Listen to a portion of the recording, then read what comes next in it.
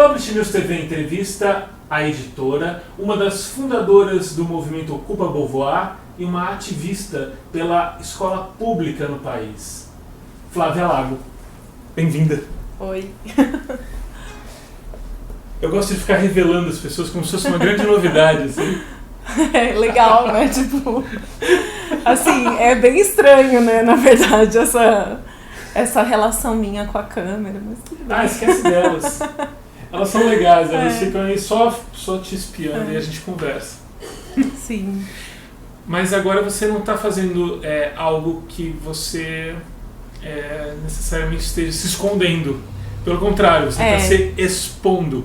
Exatamente. Como editora, é aquele trabalho mais de bastidor, mas no Ocupa Beauvoir e nesse seu ativismo pela escola pública,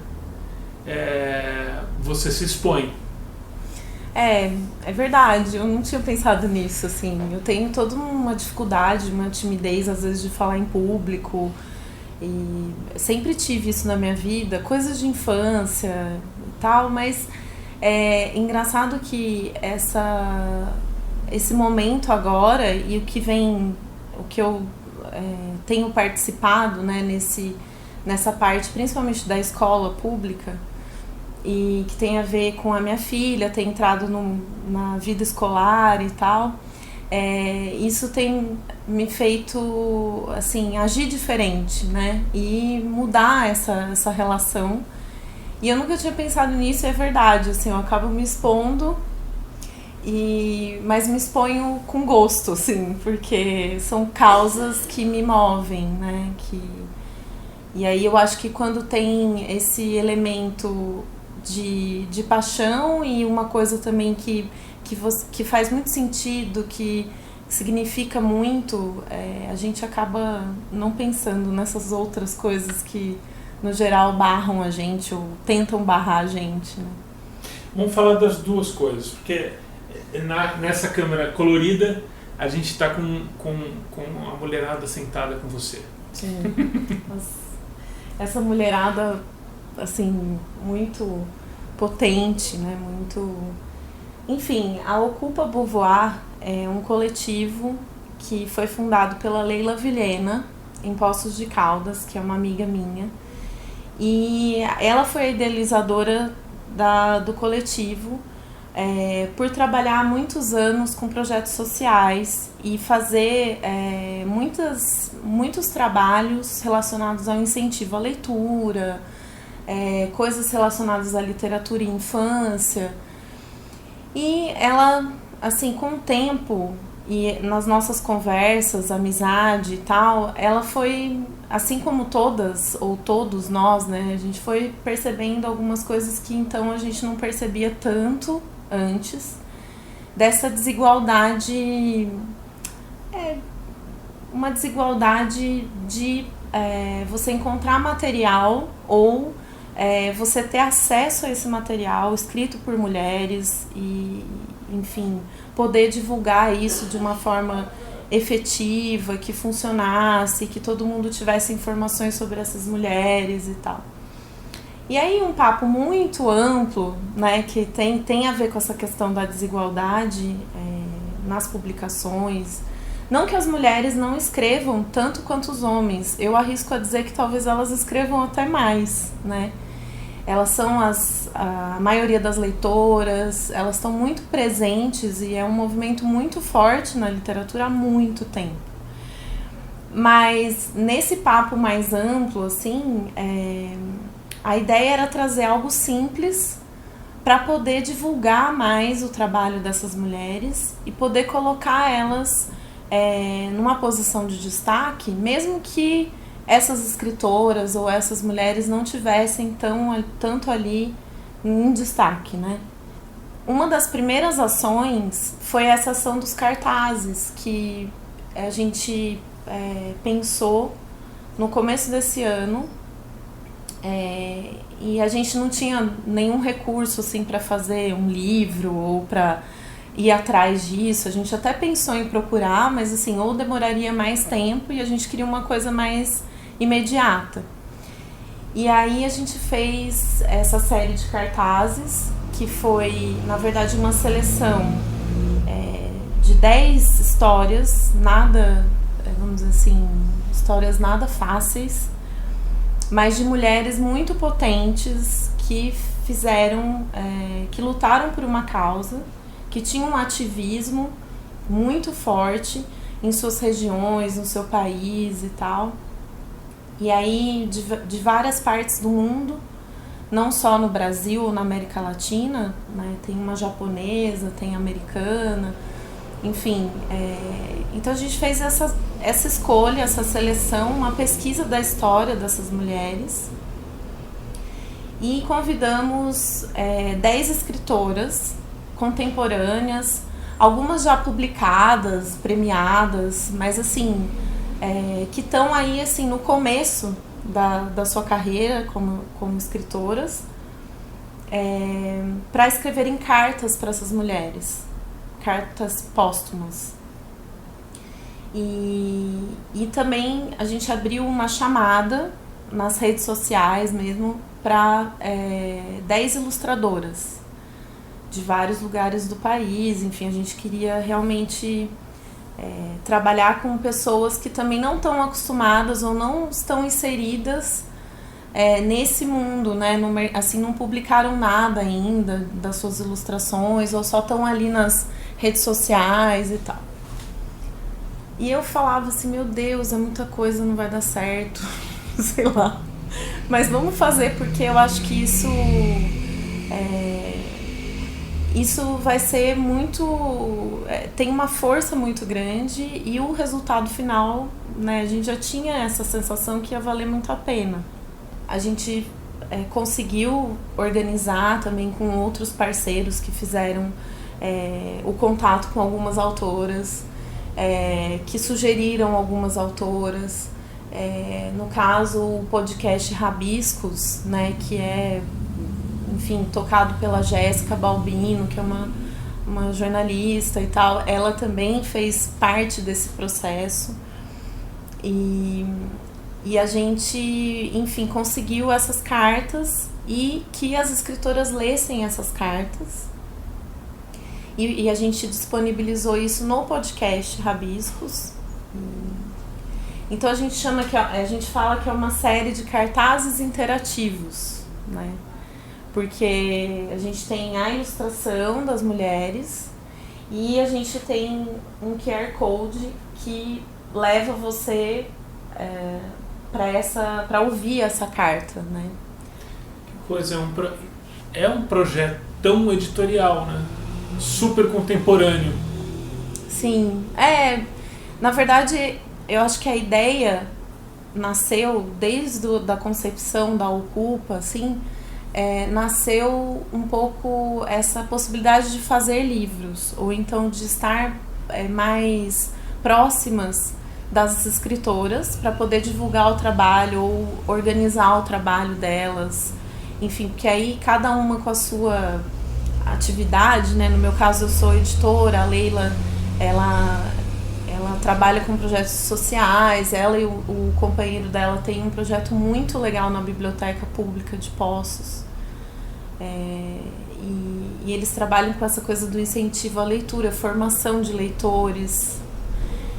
Aí tem a Jéssica que tem um trabalho muito importante também com escritoras periféricas, escritoras independentes. Então, eu acho que cada uma, nesse caso da série dos cartazes, a gente foi aliando uma função, né, ou uma habilidade que cada uma tinha para poder colocar essa ideia em prática. E claro, assim, teve muitas outras mulheres que também fizeram parte desse processo. Isso é um coletivo, né?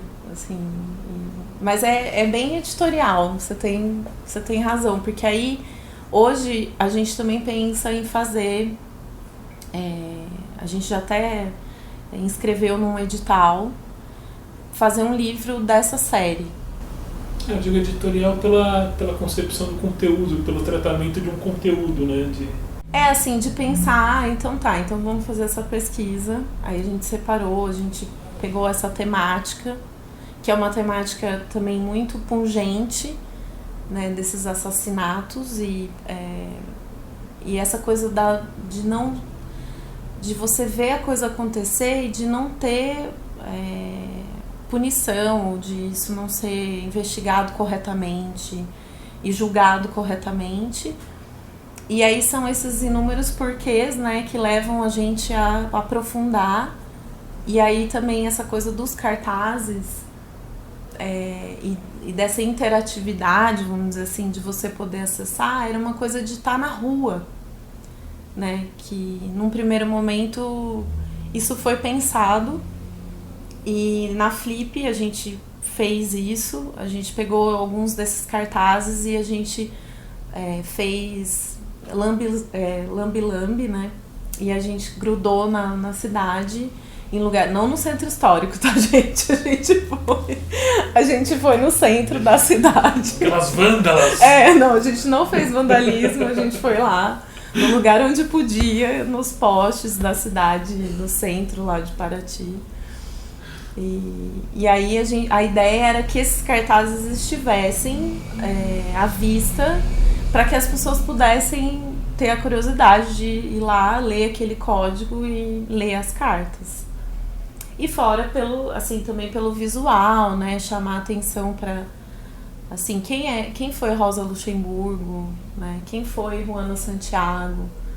Mostra quem foi lembrada por esses cartazes, por favor, Flávia. Bom, a gente tem a Marielle Franco, que eu não preciso, assim, dispensa apresentações, mas pela questão toda, né, também da luta dela hoje e principalmente do que eu acho que ela deixou como semente, né? Assim, mais do que essa coisa da investigação não ter sido concluída e não ter... a gente ainda não sabe e a gente ainda... tem muita gente trabalhando, cobrando isso, né? Eu acho que essa coisa que ela virou semente, isso é muito forte, né? Então ela com certeza tinha que estar na nossa série. A Luana Barbosa, que foi uma ativista LGBT. Na verdade, assim, ela era de uma comunidade em Ribeirão Preto e foi um assassinato brutal, assim, por 2 PMs. E um crime totalmente voltado a essa questão dela trabalhar por essa causa na comunidade e ela ser um homem trans, né, na comunidade, e isso, enfim, foi uma morte muito estúpida, né? Foi algo por puro preconceito, por puro uma violência gratuita mesmo, né? Assim, ela foi perseguida, enfim, os PMs mataram ela porque, enfim, não entenderam se era homem, se era mulher, enfim. E aí depois descobriram que ela tinha toda uma causa, ela tinha todo um trabalho ali, né, na comunidade. E a gente tem... E ela foi assassinada em 2016, a Luana Barbosa. Depois a gente tem a Esther Balestrino, que foi uma das fundadoras da Associação das Mães da Praça de Maio, em Buenos Aires, né, na Argentina. E ela, enfim, depois que ela teve o filho dela levado pela ditadura, ela e outras mães fizeram, né, se organizaram, fizeram esse coletivo, essa associação, e ela foi perseguida, presa, e ela foi jogada de um avião viva.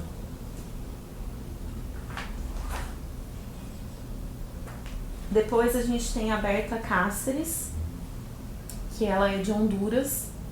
Ela foi assassinada em 2016 também. E ela é de uma tribo indígena em Honduras e ela lutava pela causa ambiental, pela questão também cultural, enfim, de invasão de terra, desmatamento, muito do que a gente vê aqui também. E ela foi assassinada na comunidade dela também, em 2016. E vale lembrar, né, nenhum desses crimes foi julgado. Depois a gente teve a Juana Santiago, que era uma parteira da Guatemala, e ela também foi assassinada o ano passado, em 2018. Ela lutava também, ela era de uma tribo indígena e lutava pelos direitos das mulheres dessa tribo, para que elas pudessem dar à luz nos hospitais da forma como a tribo ou a cultura dessa tribo, enfim, gostaria, né, e tal. E o hospital tinha muita resistência em relação a isso e praticava várias violências contra essas mulheres.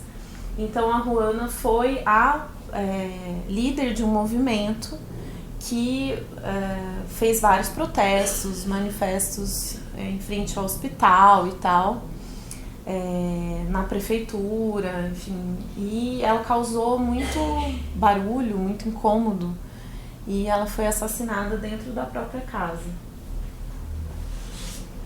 Depois a gente tem a Ito Noe, que é uma jornalista japonesa, que ela foi assassinada em 1923. Essa jornalista, ela foi responsável pelas primeiras traduções de textos anarquistas no Japão. Então, e também feministas e autoras anarquistas e tal. E ela foi perseguida e assassinada. Depois a gente tem a Marsha Johnson, que também é uma figura muito importante para o movimento LGBTQ, que ela foi assassinada em 92, e também criou-se todo um mistério e uma dúvida, né, desse crime, que ela tinha se suicidado e tal. Mas ela também foi uma ativista tão importante porque ela enfrentou os policiais, ela, enfim, ela era muito corajosa para a época, né, assim, ela realmente bateu de frente com as autoridades, tanto que hoje eu acho que o dia da marcha de orgulho gay aqui no Brasil foi o dia que ela deu uma pedrada num policial, a Marsha Johnson. Então acho que tem uma relação da data, depois a gente pode até conferir. Tem essa relação, né, que ela foi a primeira mulher travesti que foi lá e encarou os policiais de frente, assim, também foi... Disseram que ela tinha se suicidado, mas na verdade tinha marcas, né, de violência e tal. E a gente também tem a Rosa Luxemburgo, que foi uma economista, ativista marxista alemã, que ela foi assassinada em 1919 pelo governo alemão, porque ela também tinha essas ideias revolucionárias, ou era uma mulher à frente de uma causa,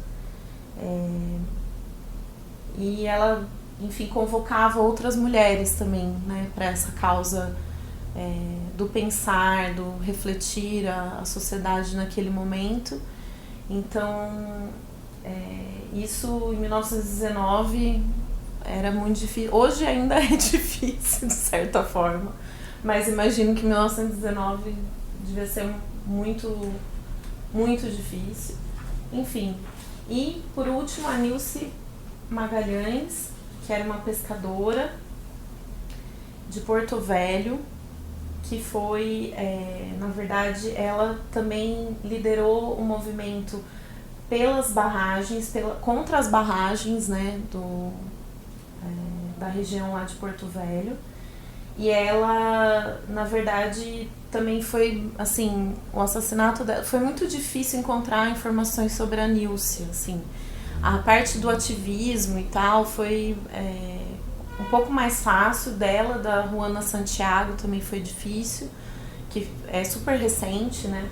A Nilce foi assassinada em 2016 E há um apagamento mesmo da história dessas mulheres, né? Assim, pela pesquisa que a gente fez, às vezes é necessário você falar com alguém da região ou do país, assim, para você conseguir mais informações, porque não há muito registro na internet, enfim. É só dar um Google que você acha tudo. Não. A luta de cada uma sempre foi algo que incomodou, né? Então isso é um viés, vamos dizer, de todas as histórias.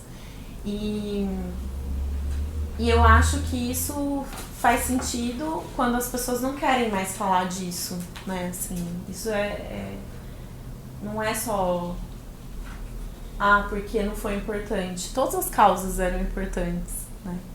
E claro, toda a vida é importante, mas assim, elas realmente, mesmo depois de não estarem mais aqui, de terem sido retiradas assim, de uma forma tão brutal, mesmo assim continua incomodando, né? De certa forma, assim. Então, é um assunto super difícil, mas que fez a gente querer fazer mais, assim, querer ir mesmo atrás e fazer essa série. Você é uma editora com uma experiência importante, Saraiva, VR, agora FTD, Kozak Naif. Você teve essa experiência fantástica de Kozak Naif. Sim. Como você vê essa sua atividade, além das paredes da editora, das editoras, influenciando o seu trabalho também? O seu olhar como editora você nota mudança ou não? Você sempre teve esse espírito crítico, assim, de ler o mundo, essa vontade, sobretudo, de ler o mundo?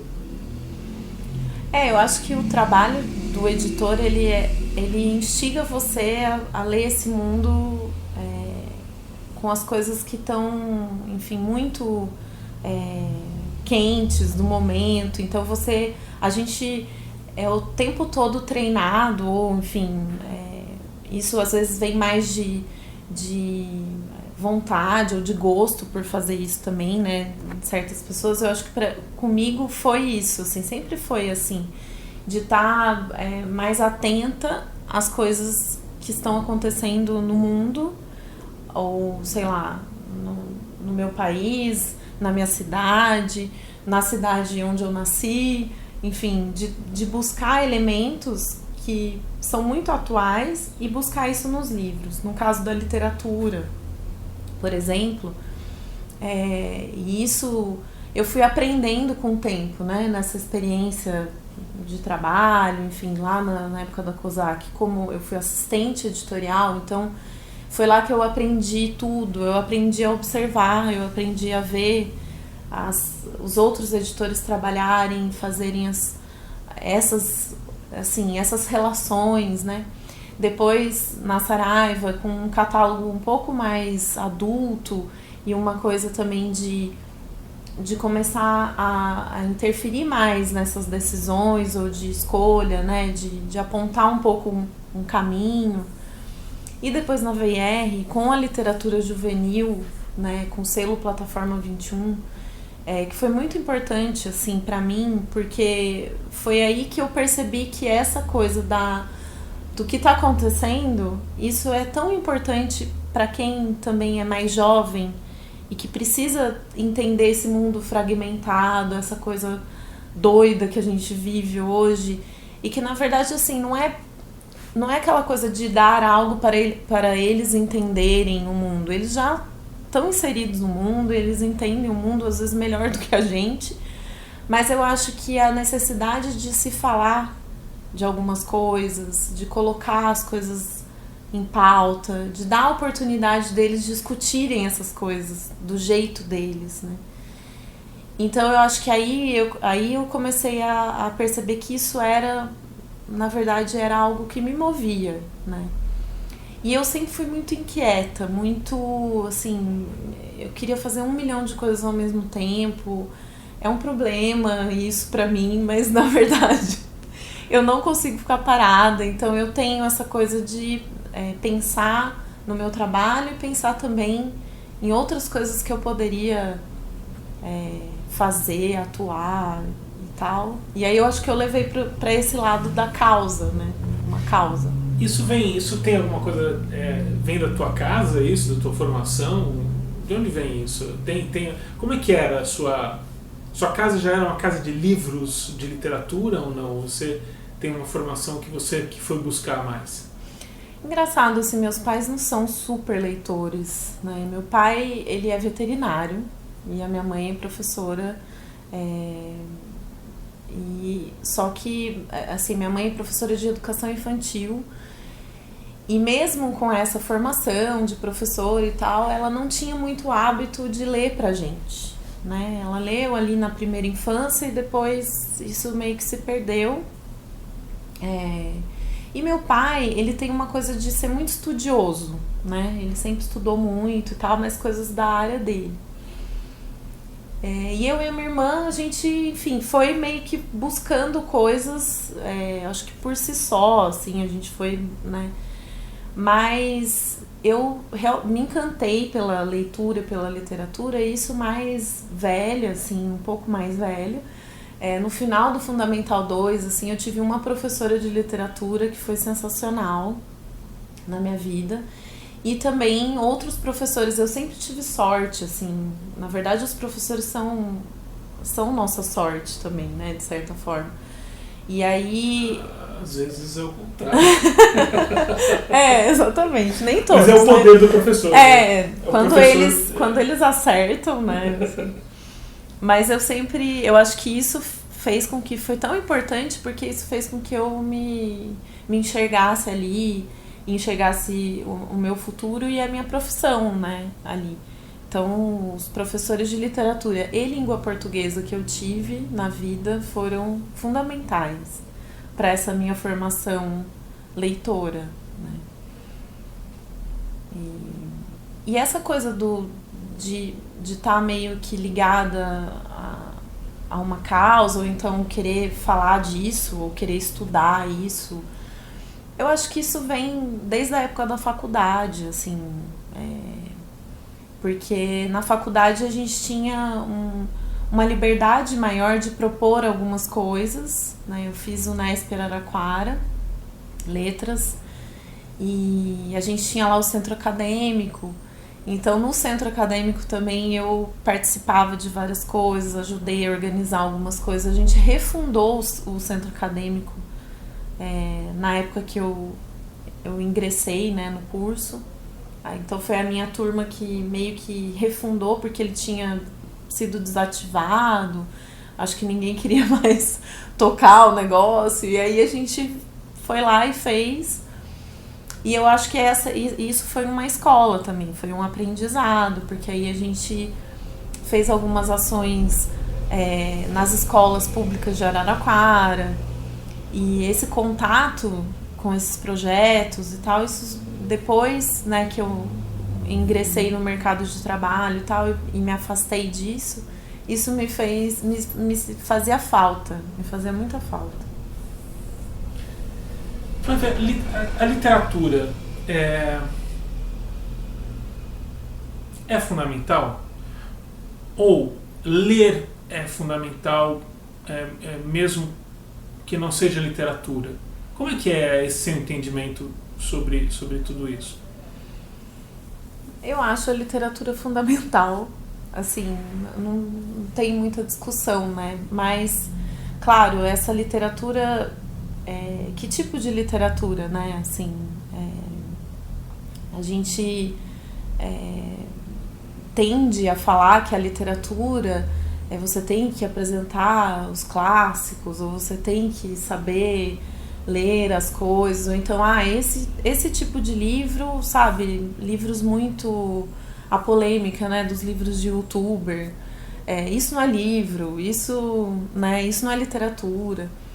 Então eu acho que tem uma ampla discussão, mas assim, a minha opinião eu acho que as pessoas têm o direito de ler o que elas querem, né? Assim, esse direito de escolha na literatura, o que você vai ler, o que você vai assistir e tal, isso é um direito seu, né?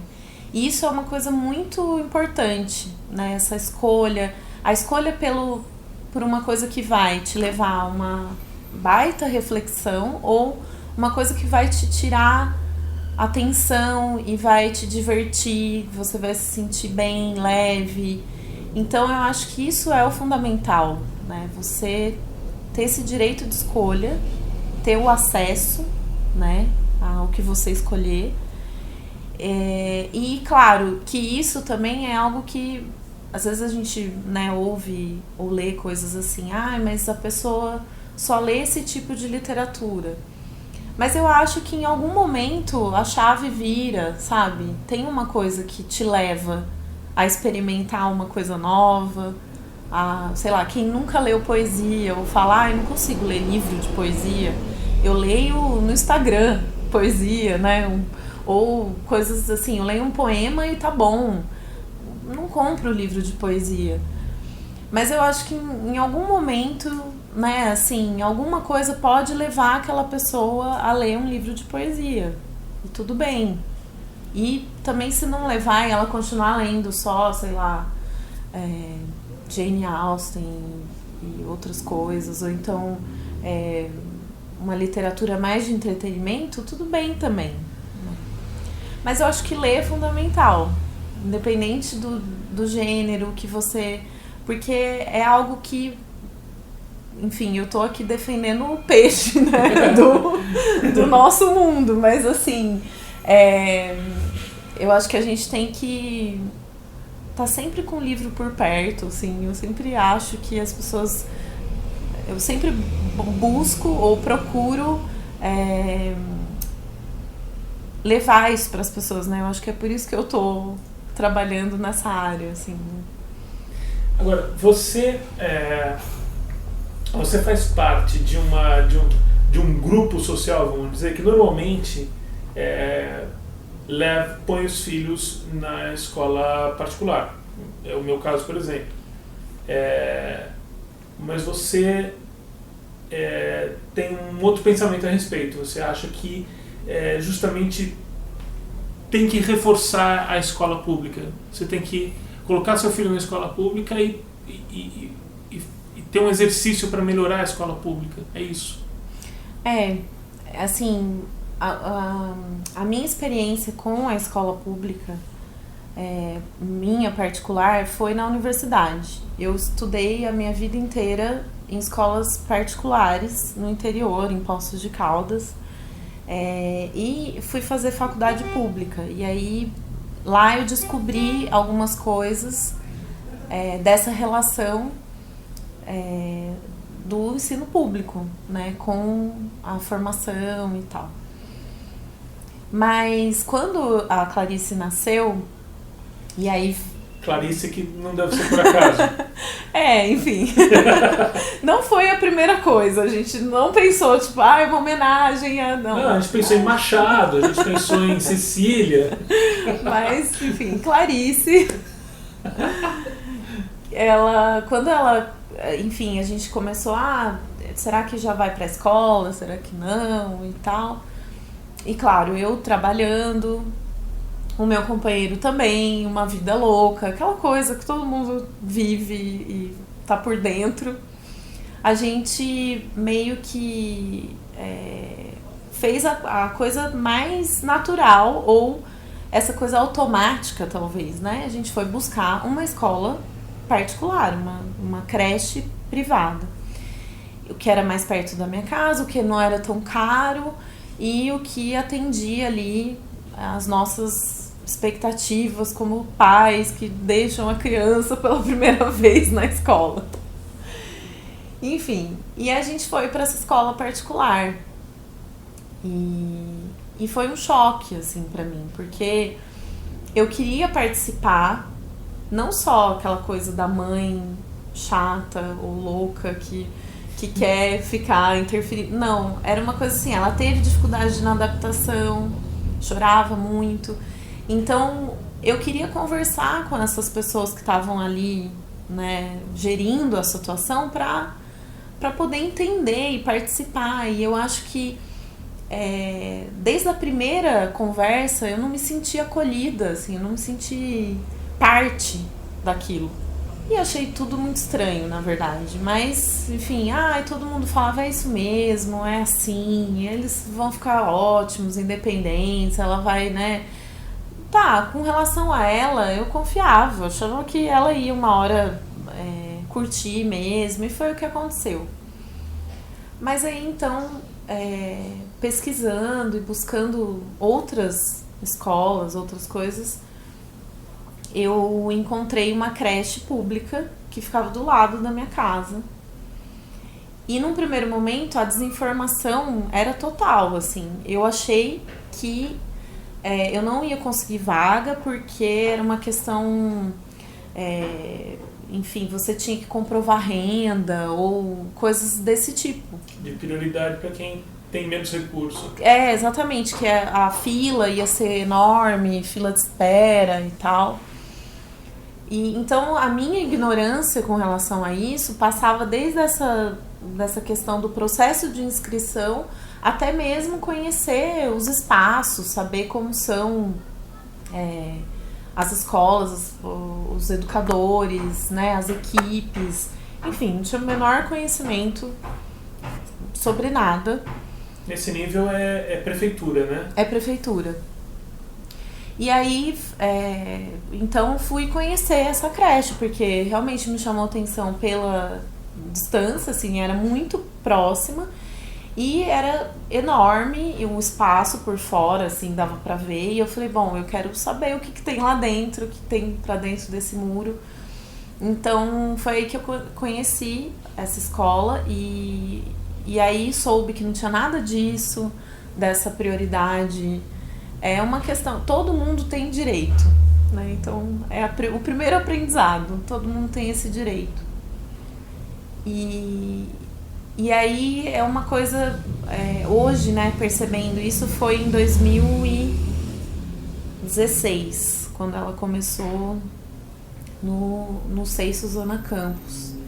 E aí, nesse ano, eu descobri, ela entrando na escola, eu descobri que existe o conselho escolar, o conselho da escola, que é uma reunião que os pais e a equipe, as professoras, a gestão da escola participam e decidem absolutamente tudo na escola, juntos, coletivamente, assim, claro, existem grupos e grupos, mas assim, quando o conselho funciona, a escola funciona, é visível. Então eu comecei a participar desse conselho e foi aí que eu aprendi e o meu mundo mudou com relação a essa questão da escola pública. Que tipo de problema um conselho lida numa escola pública? Assim, os mais variados, das coisas mais rotineiras, né? Desde mediação de conflitos, ou então a questão toda escola tem um projeto político-pedagógico. E é o conselho que aprova esse projeto, né? Então, a cada ano, as professoras, eu falo professoras porque a maioria é mulher, né? Na educação infantil tem homens também, mas a maioria é mulher. Elas elaboram projetos para trabalhar ali naquele ano, né? E o conselho que vai aprovar. É apresentado em conselho, a gente discute, a gente acha que, por exemplo, brinquedos. No começo do ano, a escola tem uma verba para comprar brinquedos. O conselho pode decidir se vai usar essa verba toda para os brinquedos, se vai trocar os brinquedos, se vai, né, fazer, enfim, arrecadar. Tem uma associação de pais e mestres que você pode arrecadar um dinheiro para algumas coisas. Então o conselho ele vai definindo tudo isso até a eleição de uma nova diretora, que foi o caso lá da escola da Clarice, porque, enfim, uma se aposentou e aí entrou uma que depois engravidou, e aí a gente teve que fazer uma nova eleição, e é o conselho que faz a eleição e elege a nova diretora. Então, assim, é muito importante. E A é uma gestão... democracia é mais próxima, né? Exatamente, é uma gestão, um exemplo de gestão democrática dentro de uma creche.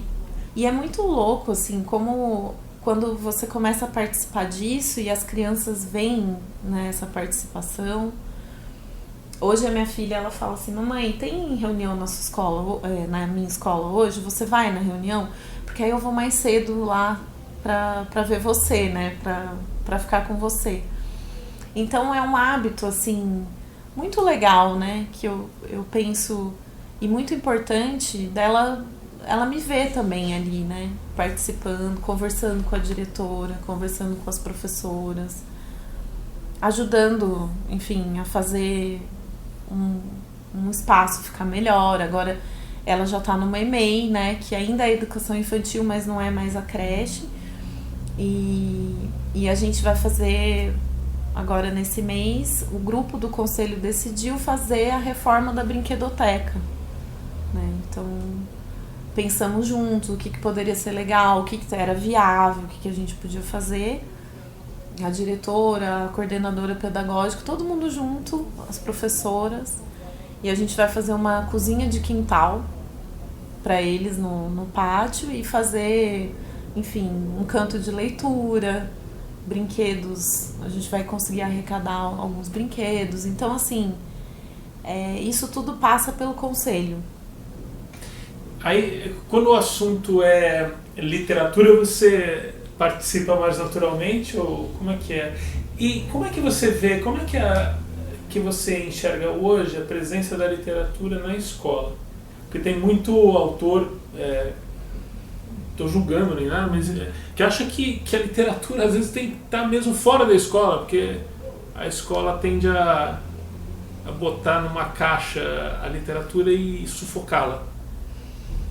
Então, assim, quando tem alguma demanda, né, na escola, alguma coisa que é preciso, sei lá, pensar a organização da biblioteca, ou então uma renovação de livros, que não passa, né, pelos programas de governo e tal, que isso também é ali no conselho, eu acabo participando porque, enfim, né, acho que cada pai, cada mãe tem a sua habilidade ali e pode ajudar. Então essa é a minha praia, né. E na creche, né, não sei, Suzana, eu tive a sorte de ter outras pessoas do mercado também, né, a Thelma Cobori.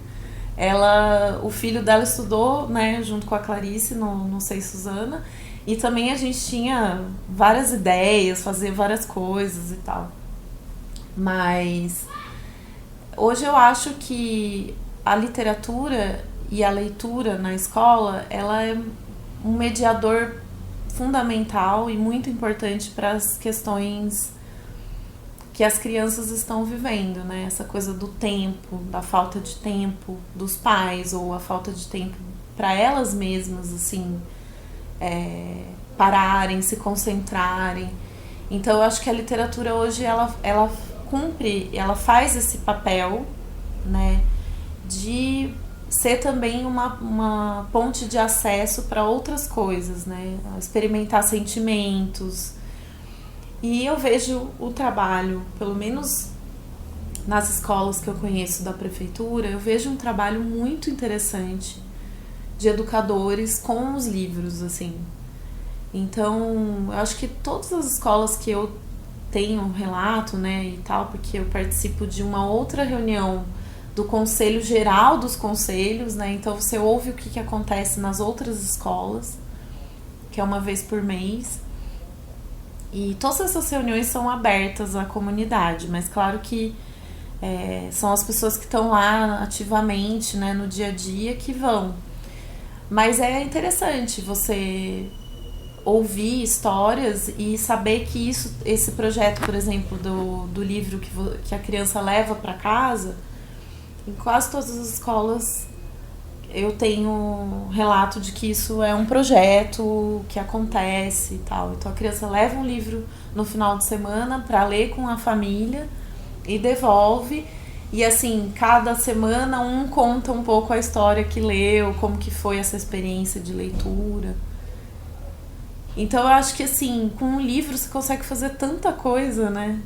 E a escola, eu percebo, claro, tem muito o que melhorar, tem muito o que fazer e tal, mas eles estão ali, elas estão lá fazendo, estão resistindo. Deixa a literatura na escola também. Também, exatamente. Também na escola. E se tiver em casa, quanto mais tiver em casa, melhor ainda, né? Com certeza. Você, ultimamente, cenário mundial e tal, e você com essas participações tão ativas, né, na coletividade, você anda com mais coragem ainda ou você está com o coração apertado de medo também? Eu acho que essa coisa do medo, né, a gente tem conversado muito sobre isso, assim, o medo paralisa, né, o medo deixa a gente meio sem ação e tal, e é claro, diante de tudo isso que vem acontecendo, a gente fica com uma sensação de insegurança enorme, né, para algumas coisas, sobretudo quando eu penso no futuro da minha filha, de crianças que, né, assim, eu tô vendo crescer e tô vendo serem parte desse mundo hoje, o que a gente tá deixando para eles, né? Então, na verdade, assim, essa insegurança é mais porque a gente sabe que a gente não tem o controle, né? A gente tá meio que fazendo as coisas e tal, você tá ali resistindo e pensando em como fazer uns atalhos e chegar, né, passar meio longe de algumas coisas. Mas, assim, eu acho que por isso, por me preocupar tanto com esse amanhã, que agora parece que não tem, né? Assim, às vezes você olha e fala, não tô enxergando nada, não tô conseguindo ver nada. Mas eu acho que isso me move mais, assim, me tirou muito do lugar. Eu fiquei, sem dúvida, mais corajosa, mais, assim, eu não sei, eu acho que eu consegui chegar, eu tenho essa dificuldade, às vezes, né, de falar pra muita gente e tal, mas assim, por exemplo, na época das eleições, o ano passado, de chegar e conversar com as pessoas na rua, assim, né, de saber o que estava acontecendo. Eu acho que muita gente fez isso, assim como eu, num ato, às vezes, desesperado de algumas coisas. Mas isso eu acho que move a gente, né, tira a gente desse conforto. Né? Então, sem dúvida, eu acho que eu fiquei mais corajosa. A última coisa que eu quero tirar de você, assim, como é que você fez para o seu dia durar 53 horas? Então, você comprou isso em algum lugar? Pois é, ainda não temos isso no mercado.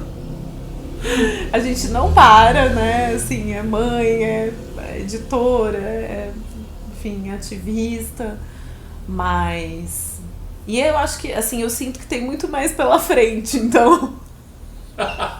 Se eu descobrir se tem algum lugar pra comprar, eu te aviso. Não, ou pelo menos essa pílula de não dormir que você tá tomando. Isso faz um mal danado, não recomendo. Né? Museu de Tudo, trouxe alguma coisa? Fiquei pensando no que trazer, falei, será que eu levo um objeto muito, assim... pessoal ou que tem, enfim, relacionado a alguma coisa do meu trabalho. Aí eu fiquei pensando e aí eu trouxe, enfim, nada demais, tá? Bem simplesinho. Flávia, temos rolha. Temos remédio usado de nariz. Esse eu não sabia. Vixe, então... Temos nota fiscal. Uau! Bom, então realmente é um espaço livre. Tem gente muito criativa que traz coisas aqui. Aí eu trouxe esse marcador, que é um marcador que tem uma vinhetinha do Crumb. Go home and read a book. Isso. Tipo, quando você tá muito assim, não sei o que fazer, entendeu? Tô desesperado. Eu tenho um desse aqui na frente, assim, do lado do meu computador, assim, porque aí quando eu tô muito desesperada, não sei mais o que fazer, não vai dar certo, não vou conseguir e tal, eu olho pra ele, eu acho ele bem... Muito bom. E eu trouxe um outro marcador também, que é especial pra mim, que é o marcador do livro do Histórias de Ninar para Garotas Rebeldes, que foi o livro que, assim, é muito, muito especial pra mim, que é um livro que eu editei. Essa edição, né, é uma edição americana, mas um livro que eu fiz a edição da tradução aqui no Brasil. Foi um trabalho marcante pra você? Sim, muito marcante. Uma garota rebelde. Uma garota rebelde, total. Me encontrei no livro. Obrigado, Flávia. Obrigada, André. Valeu.